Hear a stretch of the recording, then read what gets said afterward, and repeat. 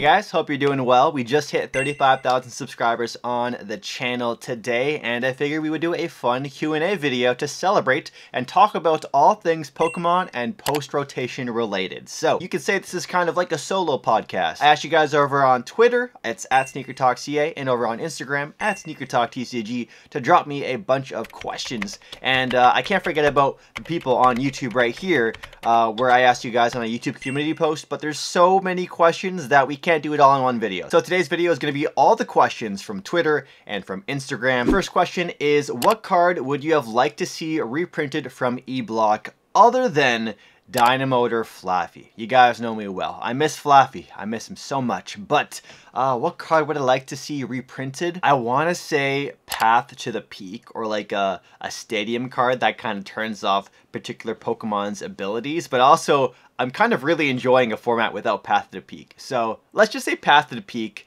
because Flaffy would have been my first choice. Next question comes in from Ghost Rider 6A. I'll remember some of the names if I can. But their question is, if you could choose one deck to bring back to standard format regardless of era, updated if necessary, which one would it be and why? Oh man. I would love to be able to play Zacian V-Star at its like full potential. If you guys don't know, Zacian V was like my first main deck for the longest time when it got into the TCG. And in Japan, they got to release Zacian V-Star like 4 or 5 months earlier than it came out in English. So we never really got to see a format where Zacian V-Star was a decent Pokemon at all. But I love Zacian V. Zacian V is always going to have a special place in my heart. So a fun Zacian V deck. Next question comes in from BatSquid93TTV. Is, what is your favorite Pokemon trading card game tournament memory?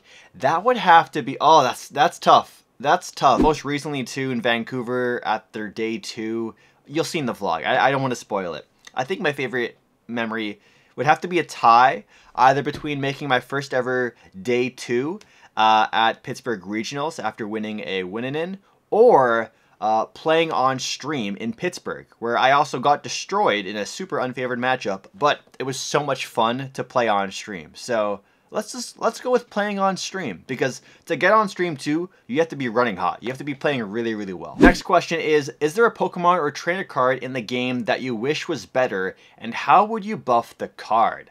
I honestly wish Gardena's Vigor was slightly better. Maybe draw 4, or with the ability of attach 2 grass energies from your hand to your bench. I think that would put grass Pokemon much more on the map. Next question comes in from TCGFamily_2020. What keeps you going and interested in Pokemon set after set, block after block, and have you ever had Pokemon fatigue and needed time away from the hobby? I would say that deck building is one of my favorite things in the Pokemon TCG, and even though this recent format was long and dragged out, I love deck building. So tinkering with the different cards, going through the entire sets to see what worked with what, going back into older sets after new sets come out, because sometimes new sets give old sets new life. I love deck building. I don't really get fatigued out of Pokemon. I think the only time I've really felt sort of burnt out with Pokemon is there was a stretch of time where I was attending for, I think, 3 weeks straight, about 4 to 5 tournaments a week,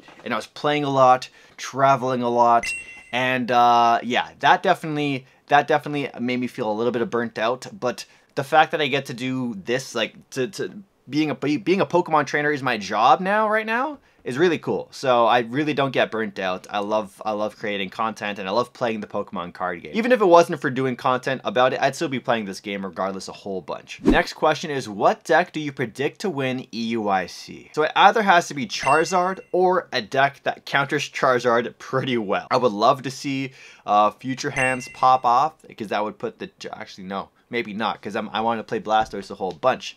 I want to say Charizard. I think Charizard's going to win it all. Next question is, besides the Dawn, what has been your favorite deck to work with since Scarlet and Violet came into play last year? My favorite deck to work with since Scarlet and Violet. I want to go with, let's go with Alakazam EX. Alakazam EX is a very unique Pokemon, a very unique deck. where you can basically have fun annoying your opponent with the Pokemon in the active, and then you get to attack with Alakazam EX on the bench. I don't know if there's other Pokemon out there that have released over the years where you get to attack from the bench, but it definitely has my creative juices flowing, and it's a lot of fun to play with this very unique kind of archetype. So Alakazam EX. Also, here's my updated Alakazam EX list if you want to give it a shot. It's a lot of fun, and I would highly recommend it. It also really annoys some people, so if you want to make some people angry, go ahead and play it, and you won't lose as many friends compared to if you were to play like Snorlax Block. Next question is, what are your current thoughts on post-rotation meta, and are you hoping for a Palmo Dynamotor reprint? I want to say that I'm really enjoying the current meta that we're in, and I really enjoyed the last meta that we were in. But the way that the meta is shaping up right now is we got Charizard at the top, which I understand it's a necessary evil, but it's kind of good to have a sort of clear best deck in format, so to speak. That way you can kind of build your decks to counter it, and also you know, have fun with rogue decks, because there's a lot of the meta is so wide. The meta is so wide that really, honestly, any deck can pop off and win. Like if you guys take, for example, I have it pop up on screen right now, but the regional in Thailand that happened at the top 16, you can see right here, the decks are very they vary. There's a lot of different decks, a lot of different archetypes. There's also a lot of decks performing really well in Japan too, at like City Leagues and stuff. I love this wild west of a meta. I would have loved to attend EUIC, but I did not feel comfortable paying like $1,500 to go into a blind meta. So if I were to go there and bomb, and you know, I'd feel pretty devastated. So I'll stay at home. We have EUIC at home. There's a cup the same day, or we have 2 cups. I have a cup on Friday and a cup on Saturday. So it's gonna be a fun weekend. But I really enjoyed this current meta that we have. Archie Cat asks, have you played through Scarlet and Violet? I'm sure a bunch of people would like to see that. Also, do you like any particular SIRs? Do you collect as well as play? So a lot of questions there. First one, have you ever played through Scarlet and Violet? No, I don't even own the games. I want to play them eventually, maybe during the off season we do some streams. Any particular SIRs I like? I really love the Miraidon SIR. I think they've been killing it with the special illustration rares in the Scarlet and Violet block. Even for like non-crazy good cards that are super meta, the artwork they've just been putting out set after set have been phenomenal. And then the last question is, do I collect as well as play? Well, obviously you guys know I play, but do I collect? I used to collect, and honestly these days I'm kind of getting away from collecting. I'm getting much more into the competitive scene, so that's why you've probably seen a lot less opening videos and stuff like that on the channel. I'm also selling a lot of my Pokemon cards as well, so if you want to support the channel, the best way to support the channel, other than watching the videos and sharing it with your friends, is by buying my cards on eBay. I have my eBay store linked down below, and you can also support my sponsors, my affiliates, Comfy Hobbies with code SneakerTalk down below, and Manta Trading with code SneakerTalk TCG. That'll give you 5% off both of those stores. These days, I'll just collect very particular Pokemon, not really go for master sets or anything like that. The way I see it now, I'm just trying to collect memories, collect fun videos for the channel, you could say. Collect subscribers, grow a community. I want to really become one of the biggest Pokemon card YouTubers out there. So if I can sell off my collection to reinvest it back into my channel, that's the ideal scenario. And then eventually, you know, the channel will just become very self-sustaining, and I'll get to a point where I can open up a booster box on the channel and just give away all the cards from the booster box, because the channel will hopefully be so poppin' by then. What's the best tech for Dialga? The best tech for Dialga? That's kind of a strange question. I'm not sure if you're asking teching against it or a tech card to keep in Dialga, but a good tech card to keep in Dialga is maybe Adaman. I've seen not many lists play Adaman, and all you have to do is discard 2 Metal Energies and you get the Starbirth on your turn. Really good card. Next question is, what cards are you most looking forward to doing well at EUIC this year? And in this format as a whole, do you think any decks are underrated in the format? Alright, well, what decks do I look forward to seeing do well at EUIC? I would love to see Dialga pop off. I'm a big fan of Dialga. And I would love to see Meowscarada do well, but right now we really haven't seen an amazing way to play Meowscarada that's super consistent. But if we can find a way to make Meowscarada work, we will. Stay tuned for Meowscarada Mondays. Next question is, do you think Walking Wake EX is underrated? Honestly, I don't think it's underrated or overrated. I think it's just meh. It's just Meh. Oh yeah, and to answer the other question about underrated decks in the format, I think Blastoise EX is insanely underrated, and I think it's in a really great position after EUIC if Future Hands performs poorly, because Future Hands is going to be a popular deck, and if we're plagued by a meta with lots of Iron Hands out there, then playing any water type deck is just going to be really hard. It's the reason why I couldn't play Blastoise last meta, because Miraidon was so popular, even though I was one of the Miraidon players. So it's kind of nice knowing that I'm one of my own biggest enemies, because if I'm playing Blastoise, that's one less Miraidon I have to worry about, right? But yeah, Blastoise EX I think is heavily underrated. I think Meowscarada EX is underrated, but honestly, I think it's just kind of a bad deck right now.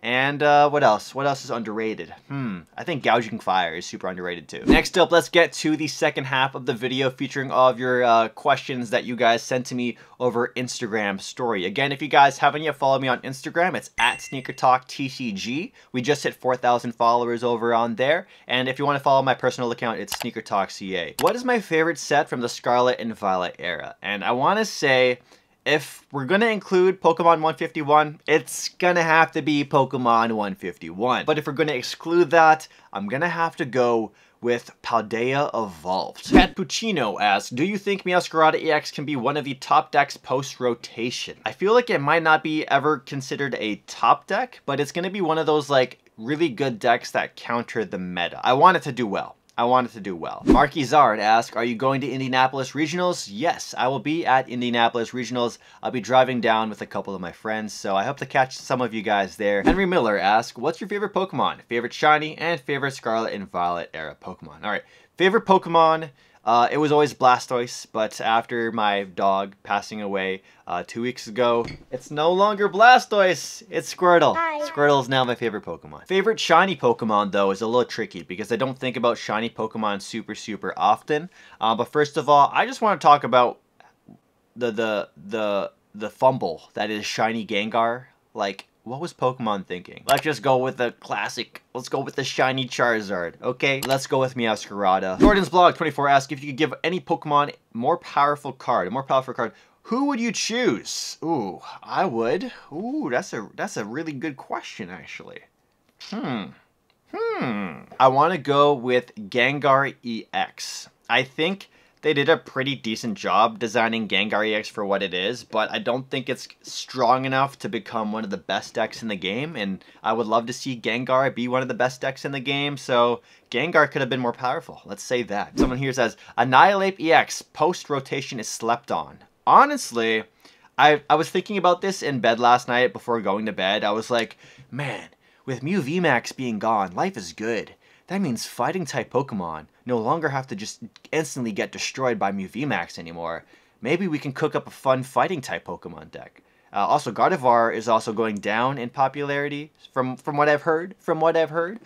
So, yeah, maybe Annihilate EX is really good. I'll have to try cooking up some fighting-type Pokemon. What's the next main deck I'll be playing after post-rotation? This is a very good question from Tim Tom Limbaum, and if I was going to give you the honest answer, I would probably tell you Future Hands, but Future Hands is a very expensive deck to play right now, and with Charizard being the best deck in a format, I think it's not in the greatest of spots. I think Charizard's just going to be way too popular because it's going to be a safe pick.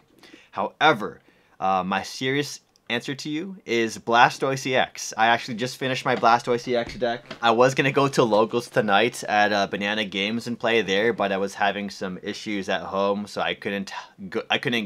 I had to waste like 2 hours on the phone with Rogers. It's like a cell phone internet provider to help my dad because my dad was super stressed. So didn't get to play Blastoise tonight, but Blastoise EX, Meowscarada EX, Sweet_and_Sour asks, thoughts on Mega Evolution coming back to Pokemon? I actually never got to play the Pokemon TCG with Megas involved, so I'm excited for it. I'm ready. Next question is thoughts on Gengar deck.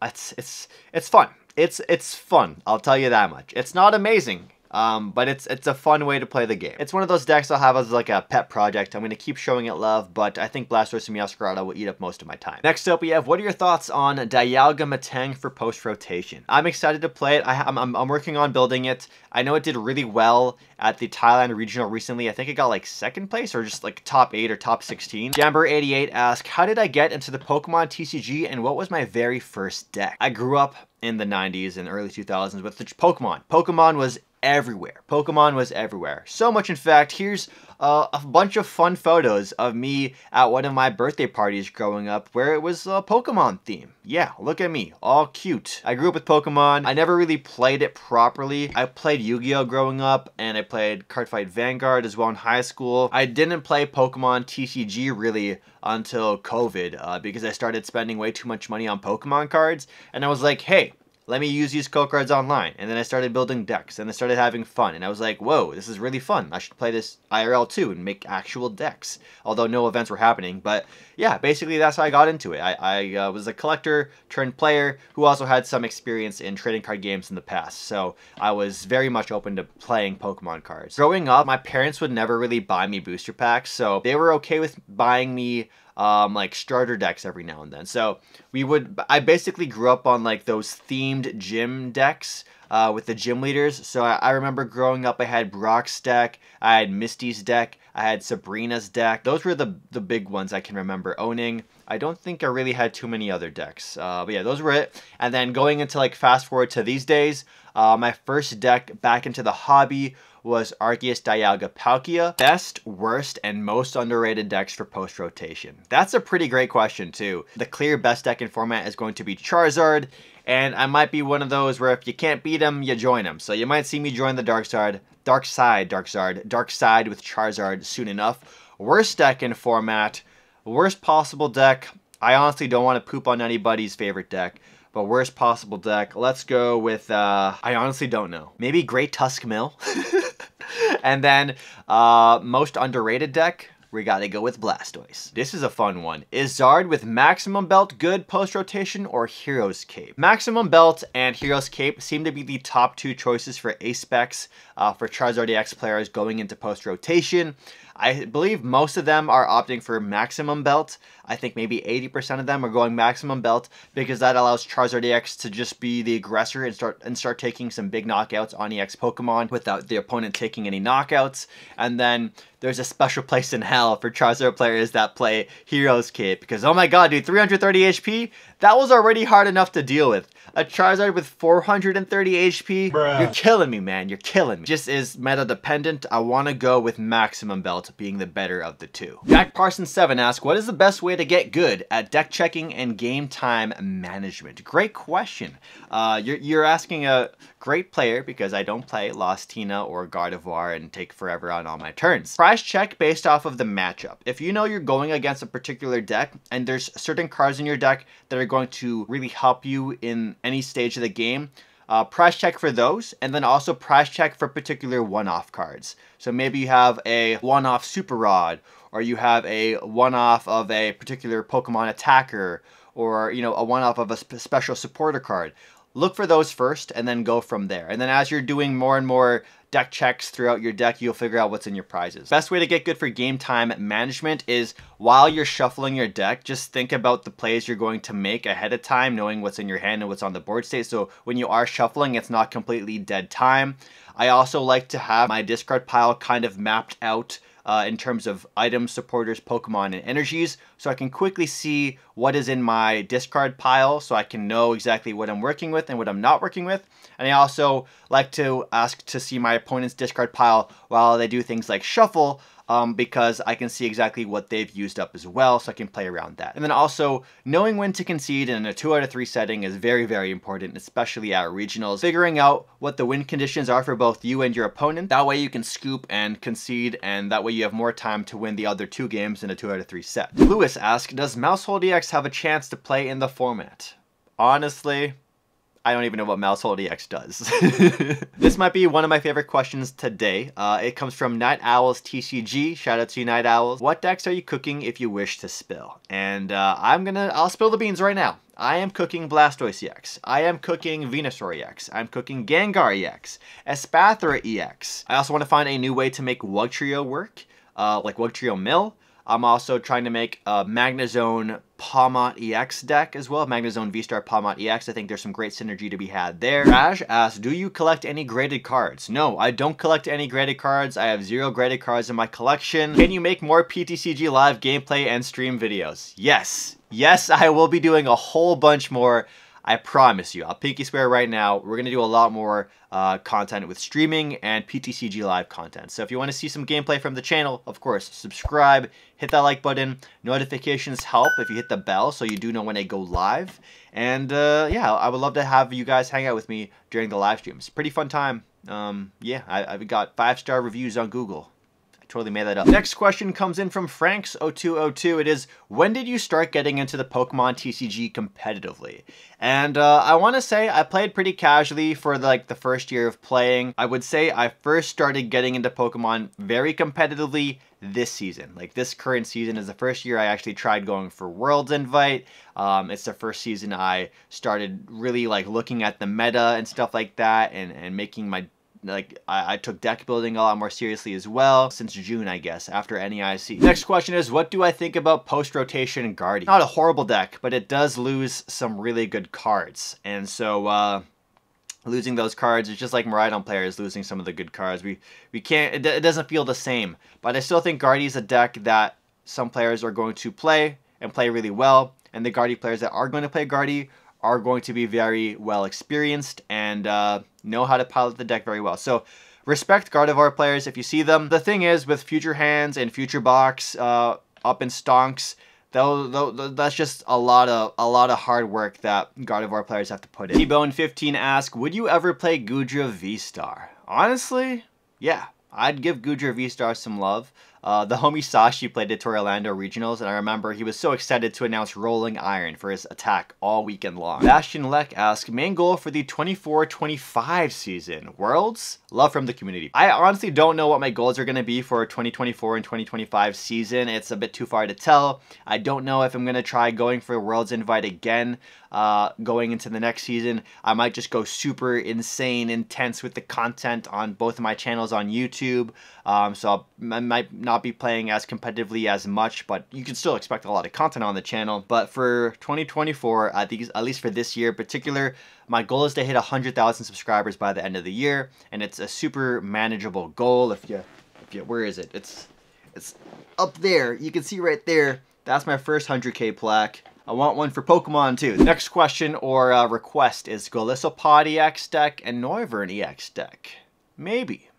Noivern sounds pretty fun. Sam Weeb asks, what got you inspired / motivated to go play at locals? Well, I love playing card games IRL, and I love Pokemon. I love going to the weekly tournaments. Win or lose, I'm going there knowing I'm going to see a bunch of my favorite people, have some fun with them. The very second I could start going to locals when COVID restrictions were lifted a bit. I think my first ever local event might have been just a regular weekly at Manta Trading, one of their first locations. And then my first ever pre-release was for Fusion Strike. I've always enjoyed going to locals. I also really enjoy vlogging. Vlogging is probably one of my favorite things to do in the world. And so vlogging my Pokemon tournaments at locals is like a best of both worlds, right? That's what motivates me to go to locals. Just hanging out, playing Pokemon, and seeing a lot of my friends again and again every single week. Because when you become older, you'll understand this when you're older.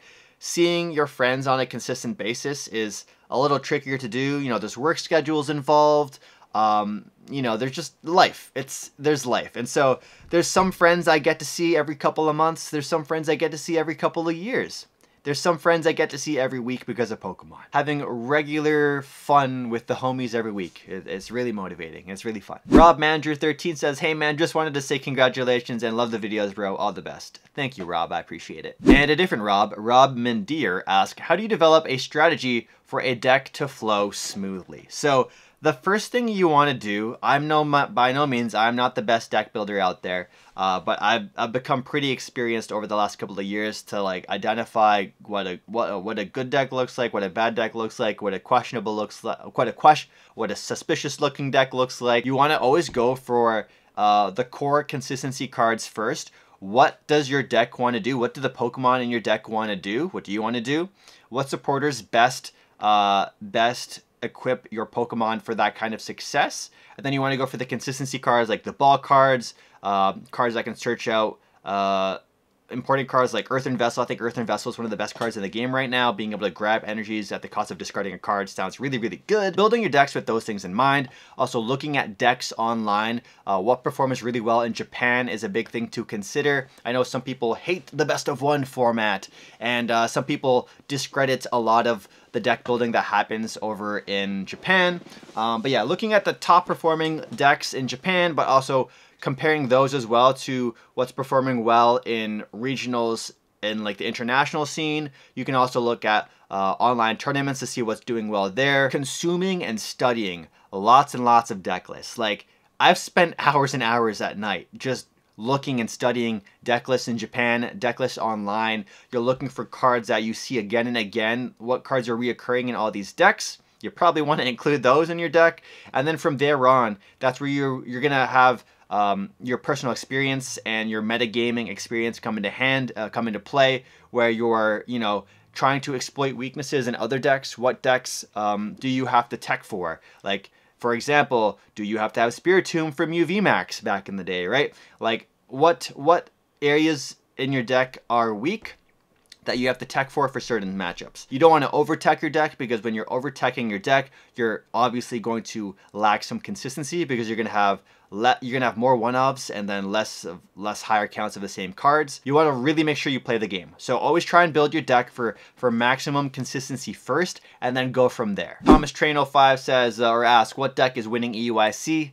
I think Charizard. I think Charizard is going to win EUIC. Next question is deck Miraidon post-rotation, and I'll probably start playing it a lot less, but I will have some deck profiles for Miraidon, I can tell you that much. JP Gorger asks, what do we do about Miraidon EX? What are you doing to replace Flaaffy and Peony? So one misconception a lot of newer players, I think, have believed, or a common ideology that a lot of players have, is with the new set coming out, you kind of have to look for like one-to-one replacements for certain cards.